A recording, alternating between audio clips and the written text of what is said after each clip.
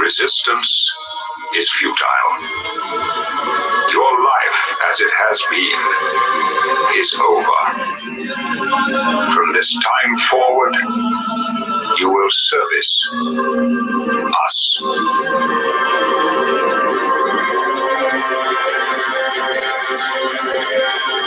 No!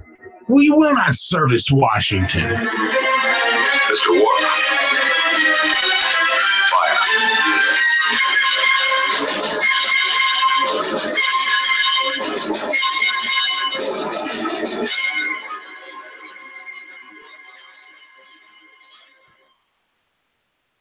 Well, welcome to another thrilling, exciting episode of the Renegade and the Rambler show. We're live tonight. You can call us at 717-467-1736.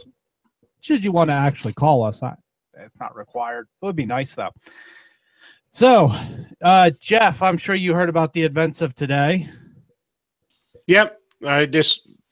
That's why my camera's off. I was still looking at different things. So well, I got while we were starting, I got a clip here that should help bring us all up to speed on it.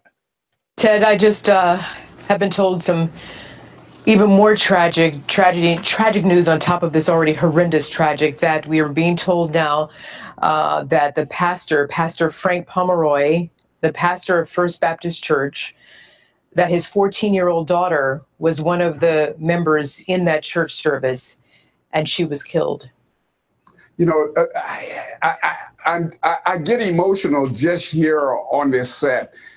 You think about a 14-year-old child, and you think about all the other children that was in that church with their parents, and you think about the fact that they were innocent people, and that somebody with a cowardly act just came in and took the lives of these innocent people. There are going to be a lot of question marks about this. How can we, in the future, stop something like this from happening when people are so vulnerable on a Sunday morning, worshiping their God in a church, and to have this to happen? And then to think of the pastor's daughter, 14 years of age, innocent, shot by a coward. It's just a very traumatic situation. Ted, I'm sure. Inexplicable. Yeah, I'm sure that there are many people watching right now, and they share your passion, your compassion, your heartfelt heartbreak. Okay, that was off of Fox News. And apparently they have confirmed 27 dead, a bunch more in the hospitals being treated. Just to bring y'all up to speed, apparently a lone gunman walked into the church, opened fire, and then after doing his dastardly deed decided to run for it and was cornered by police. I don't know, did they bring him in custody, or did they kill him on scene? An armed citizen had him killed him before the police even arrived.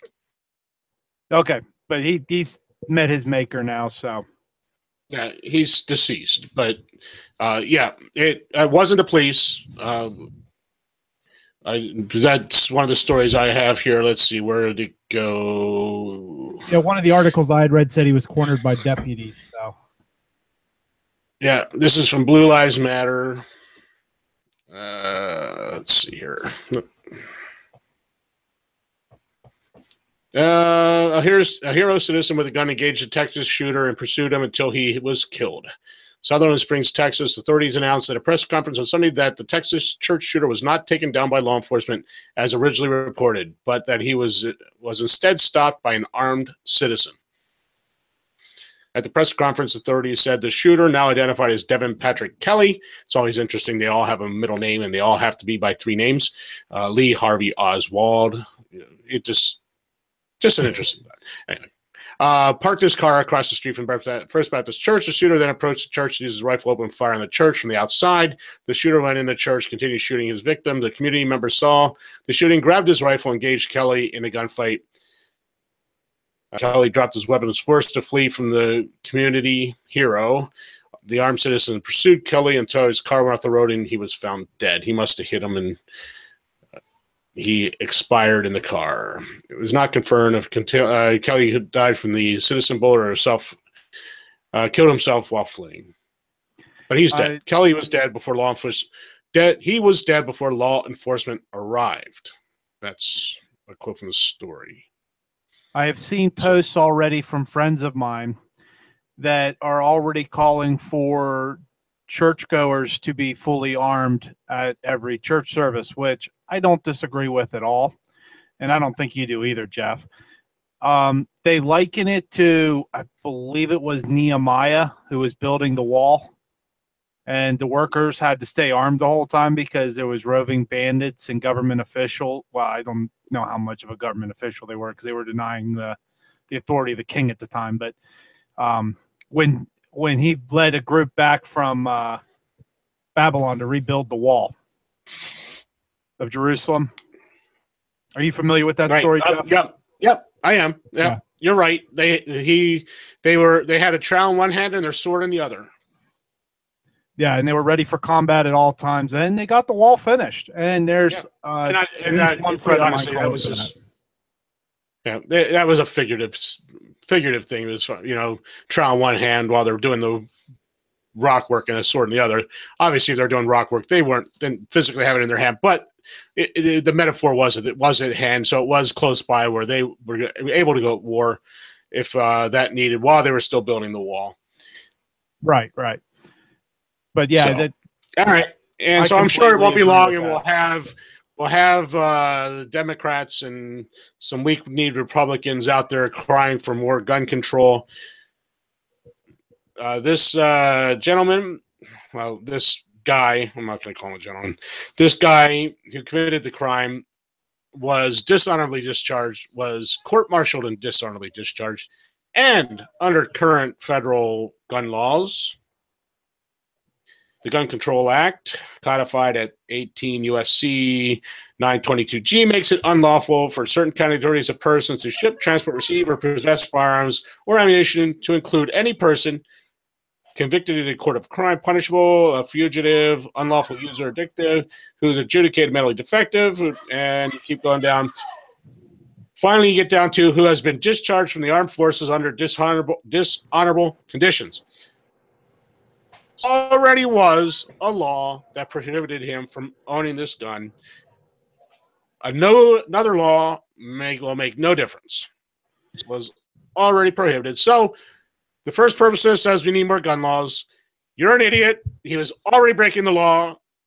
He couldn't own that gun, and he still did anyway, and he still committed another crime. He committed murder, which, as I think, is still a crime. So he didn't care about that law either. So what new law would change that? To stay consistent, though, that law is unconstitutional. The Fed cannot regulate firearms at all. You are correct. You are correct. But it is a law. And their contention is we just need one more law to stop all this stuff. It's already against the law. Didn't stop. Murder was already against the law. It didn't stop them. So what law will stop them? Because a criminal does not care about the law. A criminal only cares about the dastardly act he wants to commit. We have laws against stealing and robbery, yet stealing and robbery happens every day. and the government is the best that they can be at it. I just find it interesting that people immediately say, well, we need to ban guns and have the police protect us, even though the Supreme Court has said it's not the police job to protect you. And Right. it should be, no, we need guns because the police can't protect us because there's not enough police, and there's no way on God's green earth they can watch every square foot of any district. It's just a human impossibility, even with the advancements in technology.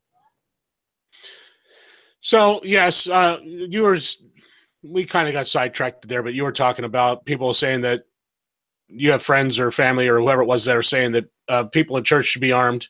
And I would agree.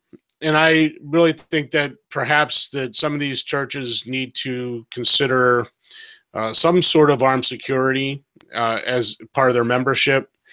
And if they're going to do that, I think that it would behoove the churches to at least have some level of training for these guys. It doesn't have to be professional training as far as like going to some police academy or something, but there should be some training. They should be proficient at the firearms they're using. There should be some discussion of how they're going to do it. I believe I'm a strong believer in concealed carry, simply because it makes you inconspicuous. If you're open carrying, that means you're going to be the first target. So you're not helping anyone if you're already dead because you were open carrying and you were the first target. Well, I can tell you this much. I went to well, I'll mention the church by name. First Baptist Church of Hammond, Indiana. It's out there in the northwest corner of Indiana.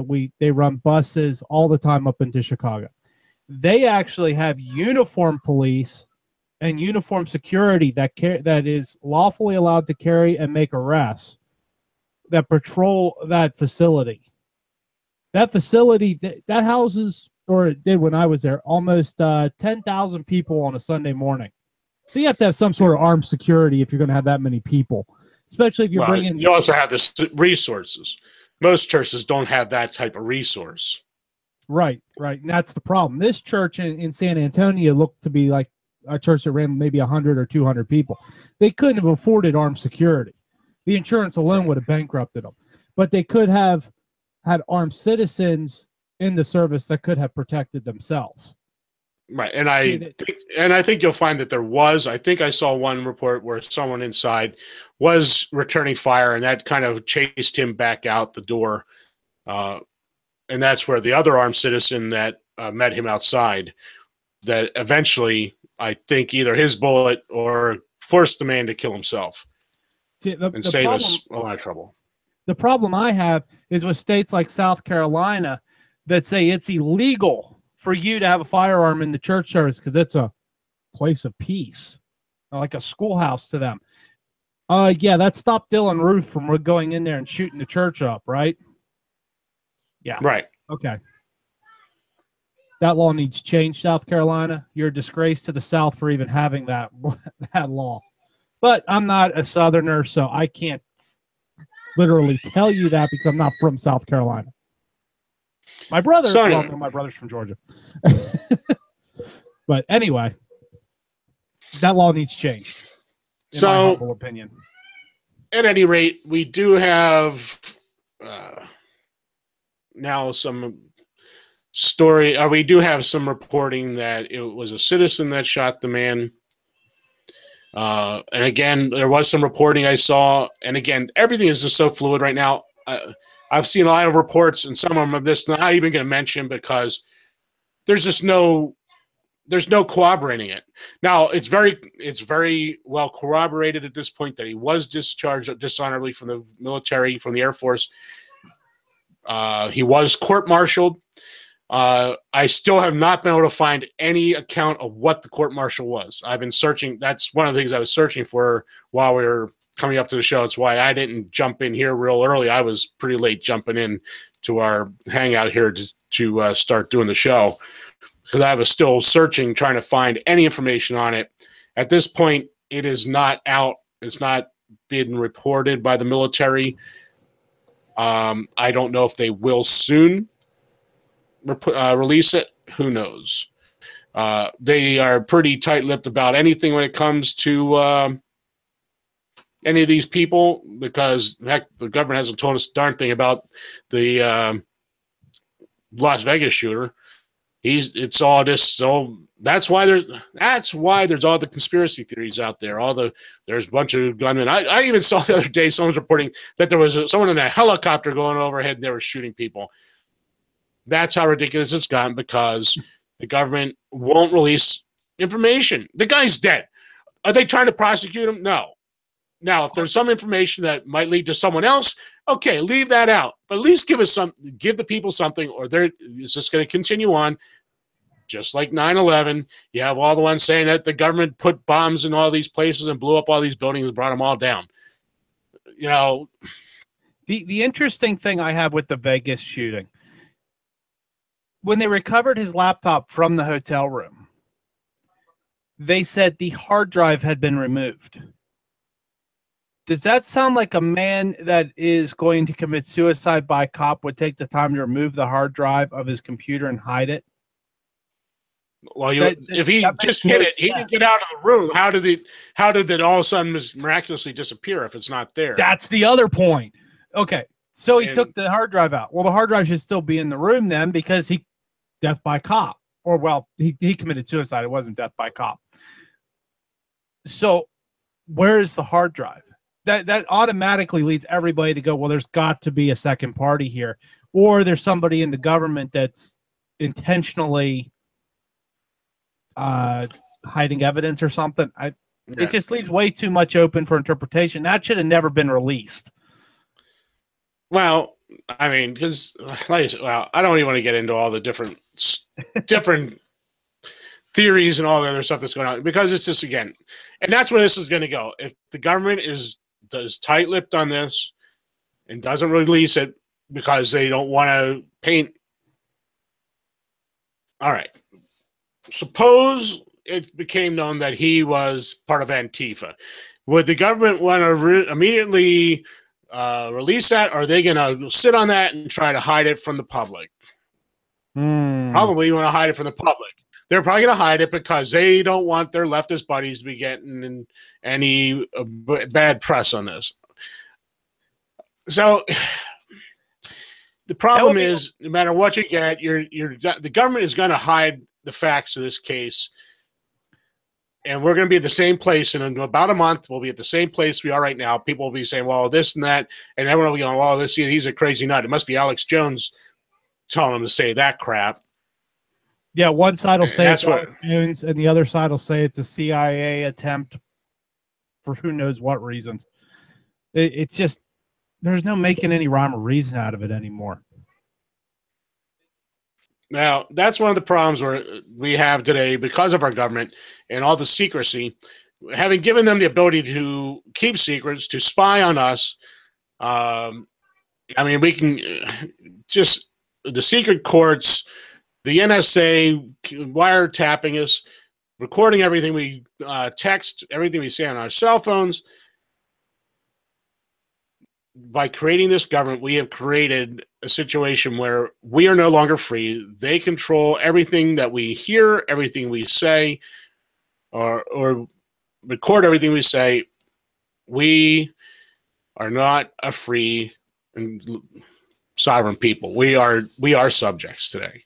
Didn't Patrick Henry predict most of this? I mean, he couldn't have predicted cell phones and stuff, but didn't he predict the government would try to spy on us and everything? Because if they weren't energetic, they wouldn't be able to hold us together.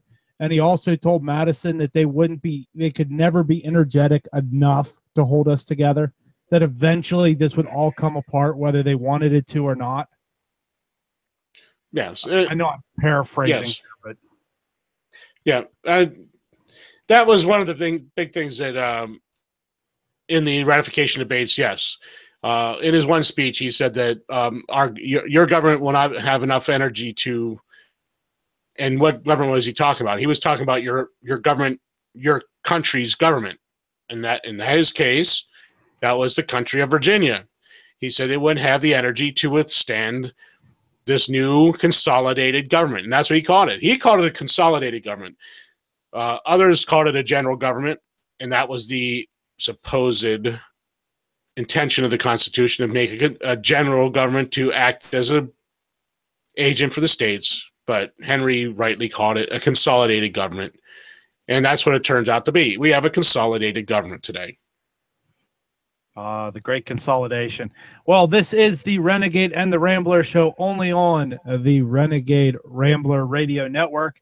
And it is time for our break. So we will be right back after this.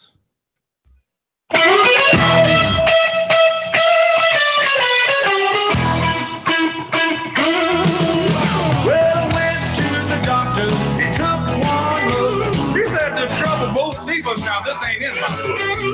I have to tell you straight, it ain't good news. You got a mighty bad case of the low down blues. I never knew a man could feel so bad. I never knew living could be so sad. Doc, all I'm doing is sitting around and crying. Well, I'll have to get better before I can even think of dying.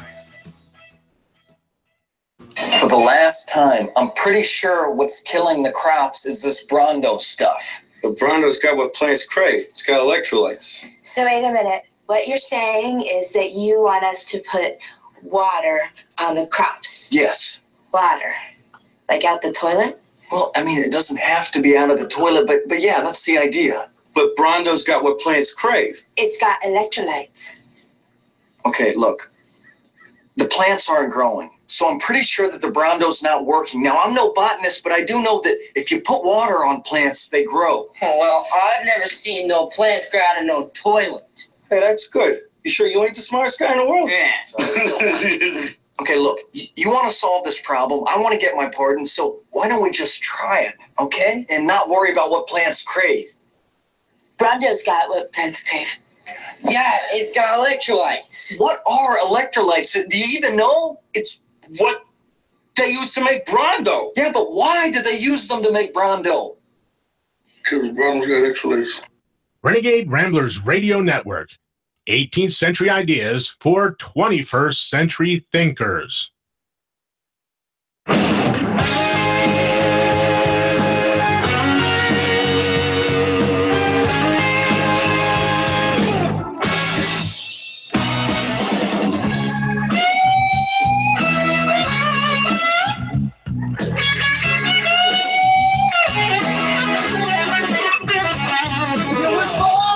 Mississippi,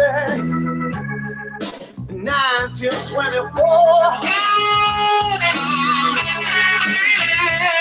It was born in Mississippi,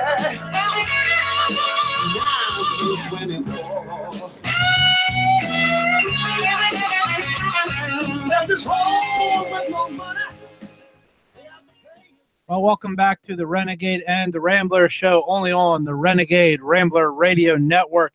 And our phone number tonight is 717-467-1763. You feel free to call us, and we'll put you on the air, and you can comment with us or not. We don't care either way. Hey, Jeff, did you see this report that some 59-year-old idiot broke into Rand Paul's house and beat him up?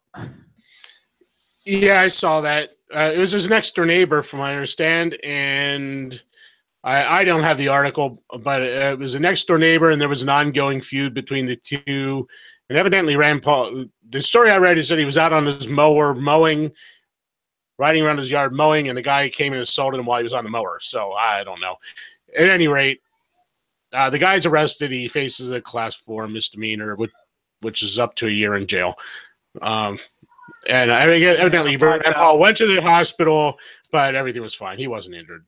Yeah, $5,000 bail was set. And, yeah, I saw that. It was interesting. I saw it was interesting, but neighborhood dispute. Apparently, it was more of a neighborhood dispute than it was anything else. Yeah, I think it was just an ongoing thing. Obviously, if he was riding his mower, he wasn't assaulting the dude, so I don't know. And he was on his property. I don't know. Who knows? But what, Mr. Mr. Senator, we're going to get you a Dixie Rider, and then you can do 60 mile an hour and cut your grass, and he won't be able to catch you next time. Yeah. But anyway, did you have any stories to cover tonight, Jeff? Oh, let's see. Yeah, we can go here. I mentioned it the other day. I didn't really get into this. Let me get back to the top of the story here. And this is from who? The Washington Compost. And it's written by an Andrew de Grandpré. And that's his name, truly. I get up to the headline here. I went a little too far. Top U.S. general just said 4,000 American troops are in Syria. The Pentagon says there are only 500. So when I posted the other day when I saw this article, and I'll read some of it in a minute, but when I posted the other day why the heck do we have 500? Why do we have 4,000? Okay, if it's only 500, why do we have 500? Why do we have one U.S.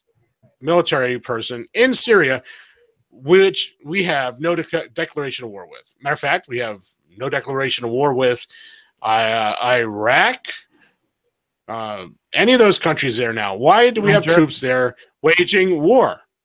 Because now, I mean, I know there was an authorization to use force at one point, and okay, we could talk semantics and say, well, wasn't a declaration of war? We can say maybe it was. Who knows?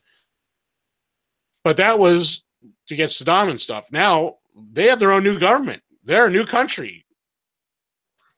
So I don't see how a authorization to use force still carries any weight now for that, because it's not even the same country anymore, really. But why do we have forces there in Syria, especially? It's a sovereign country we're not at war with, and we have personnel on the ground fighting on a foreign land without a declaration of war. I'm still trying to figure. Did you hear Rand Paul's speech on the House floor over the Niger incident? I did not. Apparently, there was members of the House, or the members of the Senate now, the Warhawk Party, as we're going to start calling them, that were saying we need to put 10,000 combat troops into Niger, because if we had 10,000 troops in Niger instead of only the measly 1,000 people we have in a country where nobody even knew we had troops in as of the day before this event took place, those deaths wouldn't have happened. Well, I got a better idea. We happen to be in agreement with Rand Paul on this one. If we didn't have the 1,000 troops in Niger, that incident would never have happened. And it never should have happened, because there's no authorization for us to be in Niger. Yep.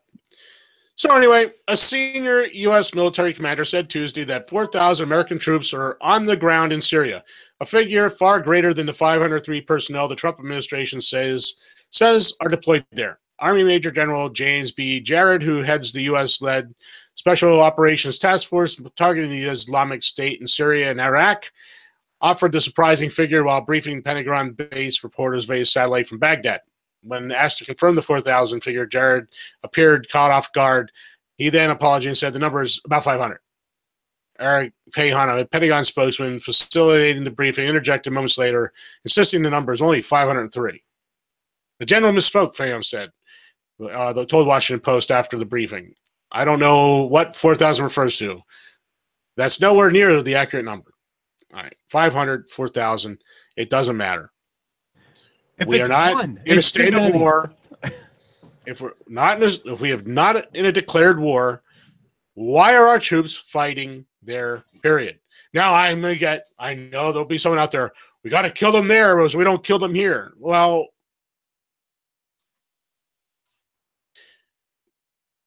killing them there, has that really made us any safer? Are we any safer today? Hey, no. I got a question for you, Jeff. When was the last time you heard of them marching into Switzerland and killing anybody? Exactly. This is where I was going with this whole conversation. Yeah, you just got there faster than me. If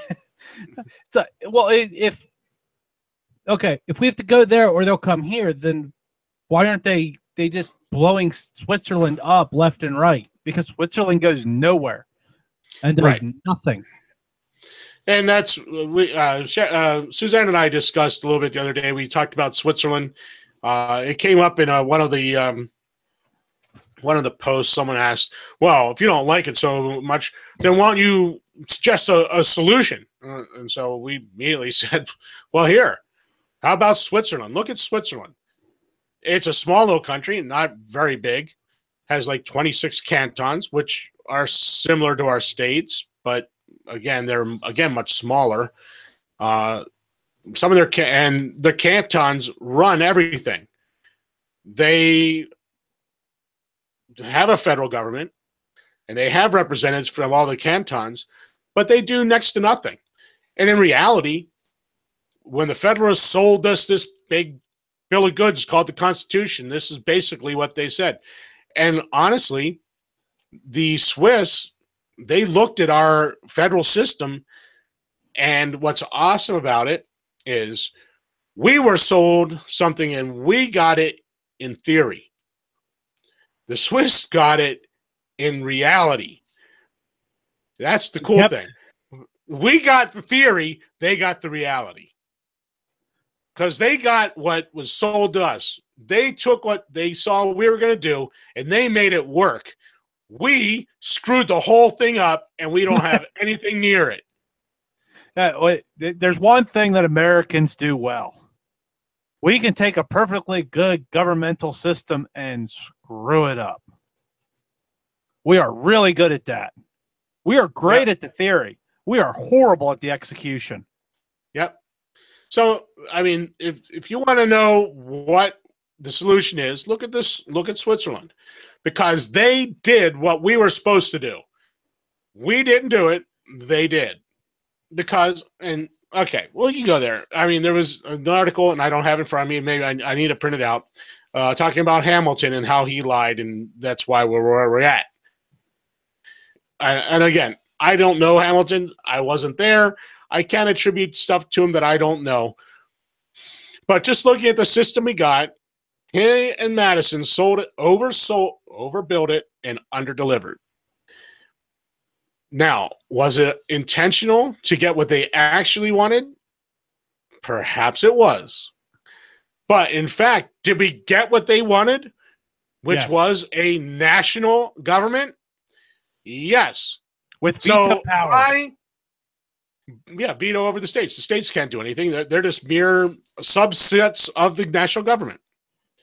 So whether they did it intentionally or not, I can't attribute to them. But in reality, we got what they wanted. So by extrapolation, I come to the conclusion that they made this system to end up where it is. So I'll go along with that story, and I'll have it. Maybe I'll have it for tomorrow for my show about how Hamilton lied. And this is what he wanted. He wanted a strong national government. He wanted a government that was over the states. The states were subservient to the general government. And again, Patrick Henry is right. He called it a consolidated government, and that's what we got. Was Henry right? Yep. Was Madison and Hamilton wrong? Yep. They oversold it and they underdelivered. So they are perfect politicians. They do what all politicians do. They overbill and then they underperform. They were great salesmen. They got just enough people to believe what they were peddling in order to get it through. I still say if the letter from New York that was sitting on Randolph's desk had been known to the convention in Richmond at the time of the vote, that vote doesn't happen. Well, and amendments get put on before ratification. I've seen, again, this is one of those things that we don't know. There's some little bit of there might be some subterfuge in that too, because the letter was posted and it didn't arrive. I mean, it should have arrived before the vote in Virginia. It never arrived until after the vote somehow, and Virginia ended up ratifying. Then New York followed suit. Well, that was like the letter that was sent from Virginia to New York that took, what was it, like 3 months to get there, and there was no reason why it should have taken that long. It was just, there was all sorts of funny business going on. Right. So anyway, so the solution, back to the story. So yes, the Swiss, they got what we were supposed to have. Our founders, and if we went back, and I might probably talk about this again, just a touch on Monday, because I already really dealt with it previously with this Brutus I, Robert Yates warning about a standing army. We ended up with a standing army, and 3 short years after ratification, we have George Washington sending the federal troops, the standing army, into Pennsylvania to put down the Whiskey Rebellion, unconstitutionally, to add to that. So were they right about a standing army? Was Brutus right? Was Patrick Henry right? All the other anti-federalists? Yes, they were. The interesting now, Switzerland. If I may, the interesting thing is with the Whiskey Rebellion is it was a Whiskey Rebellion only declared by the president. Pennsylvania, to my knowledge, never said there was a rebellion going on, and never said 2 words about needing federal assistance to deal with any said rebellion. Right. There was no request from Pennsylvania for troops. No, that's what I'm saying. Yeah, it was solely done as we are the federal government and you will obey us move. A total show of force. Right. That was it. Yeah. And it was just a few minuscule years after the ratification. So anyway, back to Switzerland. Switzerland got in practice what we got in theory. They do not have a standing army. Every person at the age of 18 must go to mandatory military training. They all are then issued their militia firearms, which are truly assault rifles. They're fully automatic assault rifles. Everyone takes them to their home, and they are now part of the defense force. The militia in their canton. So each canton has their militia, and if there was a problem, they'd all be called up, and they'd all come under the federal control, and they would defend Switzerland. That was what that's how it was billed to us. We got the theory, but didn't get it in practice, where Switzerland got it in practice, which is far better than us. Now, again, who has attacked Switzerland? Even if you want to talk about Muslims, have the Muslims been attacking Switzerland? No. Why? Because they don't bother anyone. They do a lot of business. They're a very rich country. But they're not going around the world trying to force their Swiss exceptionalism on the world. No, they stay inside their border, and they make a lot of money. They're a very affluent country. The people, I would assume, are very happy and contented. They're not going off dying in Niger, Afghanistan, wherever. I mean, goodness. And they want a war in Iraq or Iran now. They want a war with Russia. They want a war with North Korea. I mean, how many thousands of American men and women need to die to make these people happy? Well, I guess enough to pay Boeing and Raytheon so they can make a few $1 billion more. That's probably how many have to die. I was going to say, if you listen to John McCain, I'm sure he could come up with an excuse to bomb Great Britain. Well, he could probably find an excuse to bomb Iceland, and there's absolutely no reason to. The man just loves war. You would have thought that all that time in a POW camp would have changed his mind on wanting to go to war, but apparently he doubles down on it. Well, anyway, we're up against the break, so we'll go ahead and take the break. This is the Renegade Rambler show on the Renegade Rambler Radio Network, and we'll be right back after this.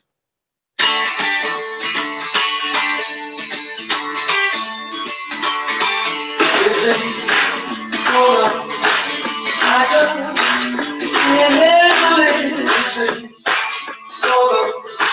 I will get right to it. Ain't ready. Brazil, they gonna listen, gonna get right, baby. Crawl on, listen to the jive. music's all I have to lose. Kinda like it. Original.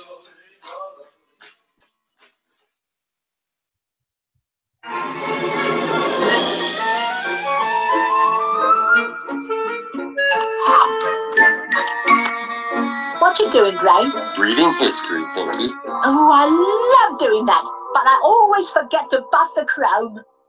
That would be waxing the car, Pinky. That's different. Oh. Reading history doesn't make things shiny. It edifies you and prepares you to confront the possibilities of destiny.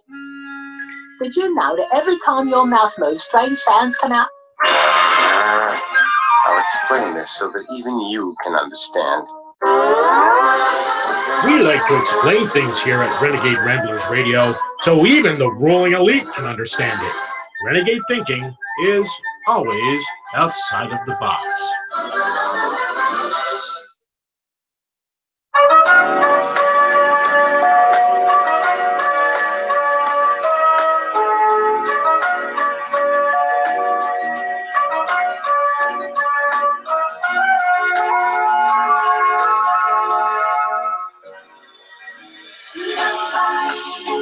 Too much heaven, no, it's much harder to come.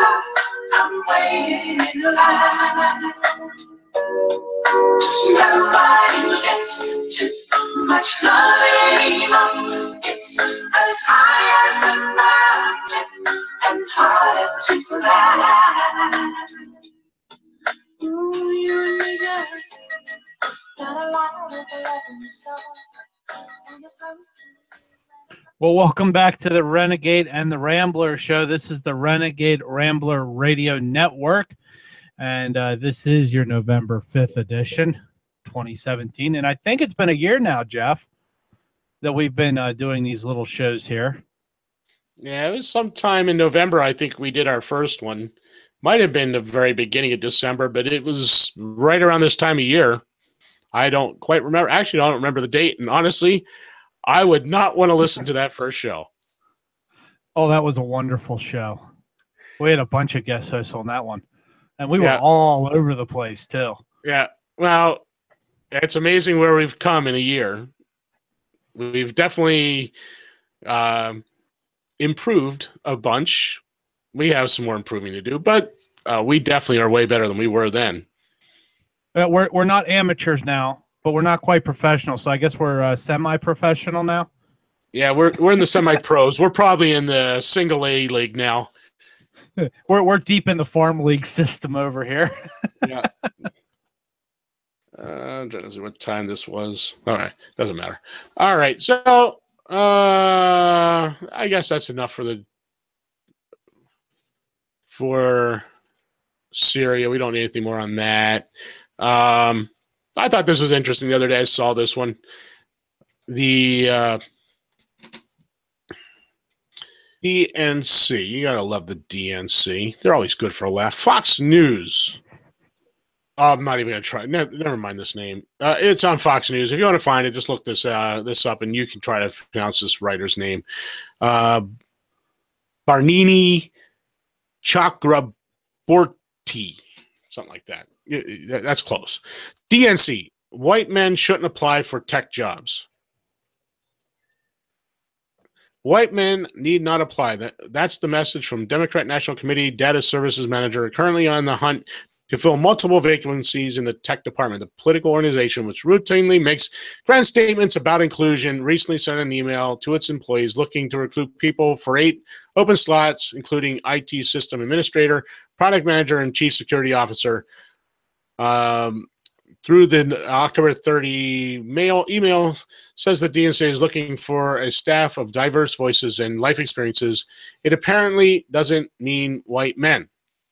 DNC's data service manager, Madeline Leader, reportedly wrote an email that desire for diversity excludes cisgender, this is quote, unquote, cisgender straight white males. So if you're a cisgender, whatever the heck that's supposed to mean, straight white male, do not apply at the DNC. They do not need you. So much for the the Civil Rights Act and being no colorblind society, I'm sure that Martin Luther King is just proud as heck over how far we've gone to be a colorblind society and looking at people for the content of their character, not the color of their skin. Yes, I heard a YouTube clip going over all that. It goes, really, who is more racist? The ones that say that everybody should have exact equal footing when applying for a job, or the people that say, no, you're too stupid to be able to apply to the job the way the white guy can, so we're going to give you a couple extra points in the game to get the job.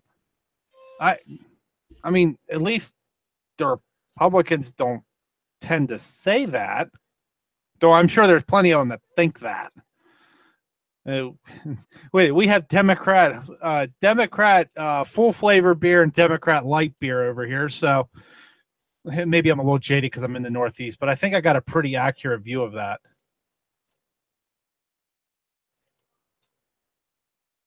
All right, that's interesting. Did we lose you, Jeff? Okay, I guess we did. So anyway, we'll go into this Donna Brazil piece since Jeff has mysteriously disappeared.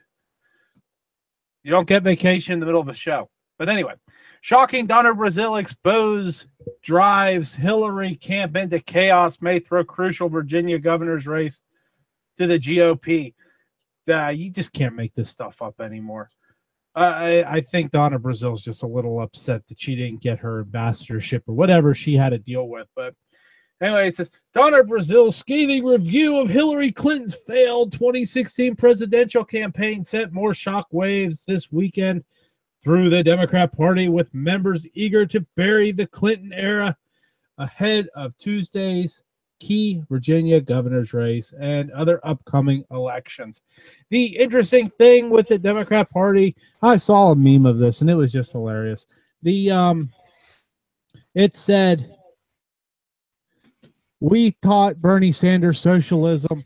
We took votes he earned and gave them to Hillary Clinton to equal the playing field. It was an amazing clip, and I just about broke a rib laughing my butt off over it. But anyway, according to Fox News, Miss Brazil said, those telling me to shut up, ... I tell them, go to bleep. I'm going to tell my story. Anyway, NBC News published a memorandum Saturday detailing the joint fundraising agreement that shows the Clinton camp would have input on such key DNC decisions as hiring and spending in exchange for helping the group with its roughly $20 million debt. In other words, the Clintons bought the DNC off with $20 million. Well, it doesn't say they gave $20 million. It said they helped with the $20 million in debt. And that, quote, everyone else could join in if they so desired to give it the same rate. So I don't know about you, Jeff, but that sounds an awful lot like bribery and extortion to me, but I'm not a lawyer. I'm just a truck driver here. Now, they committed every crime you can figure on this as far as election fraud, election fixing. There's just the fact that there are no charges, even remotely coming down the line. Let's look at look at Sessions. Is Sessions even worth having as a attorney general? No, he's useless. What he's not doing a thing. Why hasn't he opened? The matter is that there's nothing at all that can ever be done by these politicians that is worthy of anything. A jail time should make it so that we all just want to leave. I can't believe that there's anyone that still wants to be part of this union. I mean, come on. Why hasn't Sessions opened up an investigation on the Uranium One deal yet? That deal. He recused himself. He recused himself from everything. He's worthless as an attorney general. He is worthless. Honesty, he resigned. Worthless. Right. He's worthless. He should be gone. There's a saying, but I'm not going to say it because we try to be family friendly here. He's worthless as something on a boar. Instead of something's on a boar. As a wart on a frog. Anyway, I just love it. The more they dig into the so-called Trump collusion campaign, the more it seems to keep coming out about Hillary's dealings with bribing the Russians with the Uranium One deal. And although they were bribing her, she was getting massively rich. They were putting all kinds of money in the Clinton Foundation, which gives very little away. It basically pays Chelsea and Hillary and Bubba and everyone else in the family. They make lots of money. Here's always been my key issue. Okay, Trump paid for his own campaign, or vast majorities of his own campaign. He's not really beholden to anybody. So what does it benefit him to collude with the Russians? It benefits the Russians, however, to get Hillary elected, because if they get Hillary elected, there's enough dirt and enough love of money in her that they can bribe her into making decisions that benefit her. So I implore them to keep digging into the Russian thing. I don't think it's going to turn out like they want it to. So far, the indictment charges they have come up with are for stuff that clearly happened before the election, has been ongoing for probably close to a decade now, and they're just now bringing charges against it. So and that's with the Paul Manafort stuff. And like I told you in chat, they're mad at Paul Manafort because he was helping the Russians with Ukraine and with Crimea. They didn't like that. They were trying to start a war and they didn't get their war.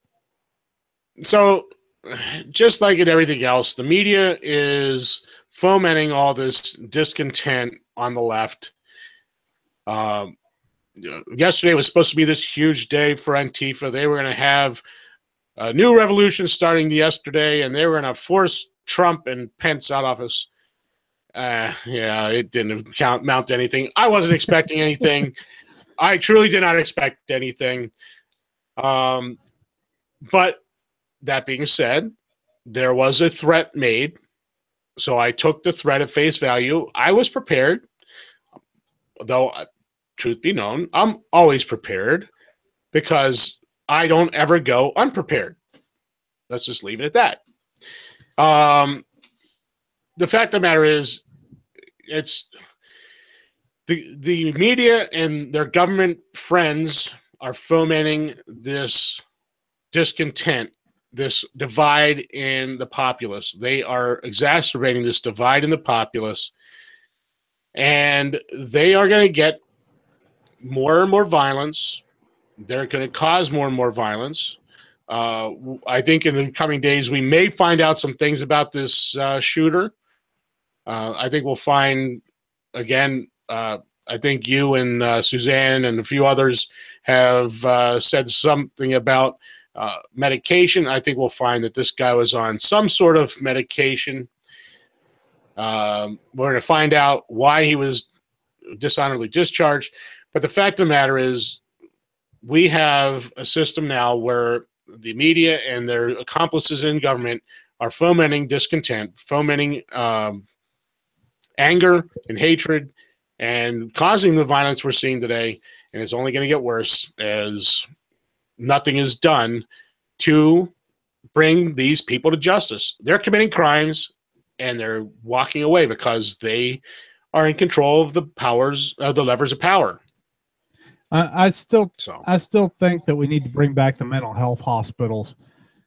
But that's my personal thing. And the reason I was saying about the psychotropic drugs is because, what was it, the last 5 or 6 mass shooters that came out about 2 weeks after the investigation started, that they were all on antidepressants and antipsychotic drugs, which, by the way, bans you from owning a firearm in most states. Yet somehow these people had no problem getting firearms. So I mean, I guess we just need another law because well, that's why I said earlier. Let's double down and make it. There was already a law against him owning a firearm because he was dishonorably discharged. There's already laws against murder. There's already laws against people that are on these drugs owning firearms. Another law is not going to change anything. And I saw an article during one of the breaks. Obama's out there saying we need to have less guns. Yeah, who would have thought that wasn't coming? Well, like I posted after his wife went on her little tirade on saying the Republican Party was made up of all white male racist men. Honestly, could y'all just go away? Follow the example of some of the previous presidents and just fade off into obscurity. We're done with you. We really have no desire to ever see you again. Well, obviously, the Bushes can't stay out of the news because now they're saying, I mean, I just saw the report again. It's nothing new. Yeah, one of the Bushes said he voted for Hillary because he couldn't vote for Trump. He's a clown or something. I don't know. And so now, I guess evidently, I didn't read the whole thing because now evidently Trump's tweeting back and he's fighting back. I think I think it was the older Bush, and there's been a little bit of a thing going on between him and Bill for a while, but the man can't walk. He's literally rotting away in his wheelchair. I almost feel bad for him. I don't think anybody wants to go through that. Yeah, and then we haven't. The Bushes are just not going to go away. There's all kinds of Bushes around there. I have 4 of. Yeah, I'm starting a little early. Oh, okay. I say it's awfully early. I'm talking here, and it's the music starting. I'm like, holy cow! I think we have 4 minutes. Yeah, I'm going to get primed up. Oh, okay. Prime the choir. Okay, get ready. Anyway, at least I have another Bush. We have other Bushes coming up through the ranks doing their Bush stuff. But one of them's involved in the Alamo, that whole rethinking the Alamo, destroying Texas history, and selling spots on that board of directors for the Alamo for a couple $100,000. I mean, it's the same. It's the same crap. It's just a new George. It's a new George Bush. It's George P. Bush. Can't get away from the Bushes, and we have a new one getting out there. Yeah, it's selling. Wasn't it supposed to be Jeb's son is the heir apparent to the Bush dynasty? Oh God, I don't know. We just don't need another Bush. We don't need another Clinton, and we certainly don't need another Obama. Quite honestly, we don't need another elected king. We need to rethink this union. We need to be a lot smaller. If you get a chance, read Rethinking the American Union for the 21st Century. Livingston wrote a great book by that title. Read it. It might give you some ideas on scale. Read that article from Mises on Switzerland. It's well worth the read because it shows how our representative government could work very well if we did what we had the theory for. We put it into practice. That's all I got. I'm out of stuff to say. Yeah, we need a President Johnson, but I don't think we're going to get one of those. No. He would lose the rest of his hair, folks, and no President, no Johnsons for president. At least not this Johnson. Maybe someone else, but not this one. I have no desire. Honest to God, I have no desire to end up in Washington D.C. We need less D.C. and more states. I love Dwayne Stovall, but he's right. We need less D.C. and more Texas, but that means we need more people in Texas acting like Texans and being in Texas and saying the heck with D.C., and we need more people in Pennsylvania saying more Pennsylvania and less D.C., and being in Pennsylvania and changing things here. Heck with Washington, D.C., fix your own dang place, and fix it there, and we'll be better off. All right. And I happen to agree with you there. Anyway, that is your show for today, folks. It's been a great show so far. Thanks for joining us tonight. If you would like to contact us, we have a Facebook page at Renegade Ramblers Radio Network. You can contact us through there or leave messages. Also, we have a website that houses our podcast feed at renegadebaileys.com. It was just updated today, and we'll have all our shows moving forward. As always, stay safe, and we will have a live Paradigm Shift at 9 a.m. tomorrow, and the Wasatch Report at 10 a.m. tomorrow, and the Bailey Report at 8:30 Tuesday, Wednesday, and Thursday mornings work permitting. See you then.